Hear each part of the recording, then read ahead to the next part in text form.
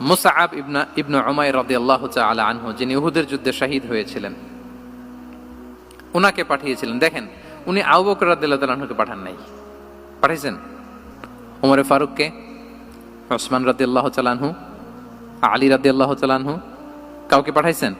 কারে পাঠালেন? মুসআবকে। এর কারণ হচ্ছে উনি দেখতে খুব স্মার্ট ছিলেন, খুব ড্যাশিং ফেসের অধিকারী ছিলেন, মক্কার এলিট ফ্যামিলির একজন যুবক ছিলেন, এবং উনি সবচাইতে দামি দামি পারফিউম কালেক্ট করে ওইটা দিতেন। উনি মক্কার কোনো রাস্তা দিয়ে হেঁটে গেলে লোকজন বুঝতো এই রাস্তা দিয়ে কিছুক্ষণ আগে হেঁটে গিয়েছে মুসআব ইবনে উমাইর। সুবহানাল্লাহ।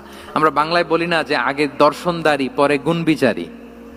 এই কথাটার সাথে পরিচিত আপনারা? আগে দর্শনদারি পরে গুণ বিচারী। আল্লাহ তাআলা এক একজনকে আমাদেরকে এক এক অবয়বে সৃষ্টি করেছেন। হুয়াল্লাযী ইউসাউবিরুকুম ফিল আরহামি কাইফা ইয়াশা।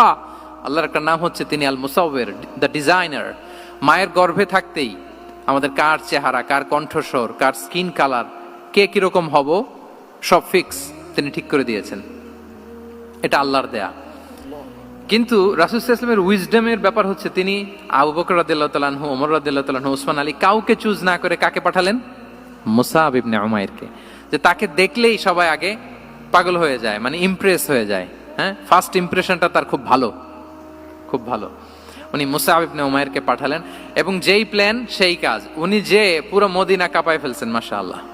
মদিনার ঘরে ঘরে উনি ইসলামের বার্তা পৌঁছে দিয়েছেন, এবং স্বয়ং রাসূলুল্লাহ সাল্লাল্লাহু আলাইহি ওয়াসাল্লামের আগে তিনি মদিনাতে জুমার নামাজ পড়েছিলেন।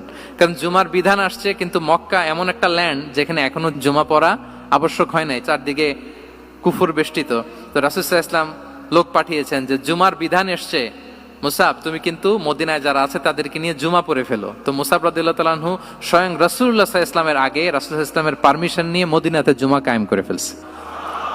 সুবহানাল্লাহি ওয়া বিহামদিহি। দেখেন, উইজডম ড্রিভেন পার্সোনালিটির অধিকারী ছিলেন, প্রজ্ঞার অধিকারী ছিলেন, অন্য কাউকে পাঠাননি। কাকে পাঠিয়েছেন? মুসআব ইবনে উমাইর। তাহলে উনি যেই কাজটাই করতেন, যেটা বলতেন, যেটাতে এঙ্গেজ হতেন, এর নেপথ্যে প্রজ্ঞা ছিল। কি ছিল ভাই?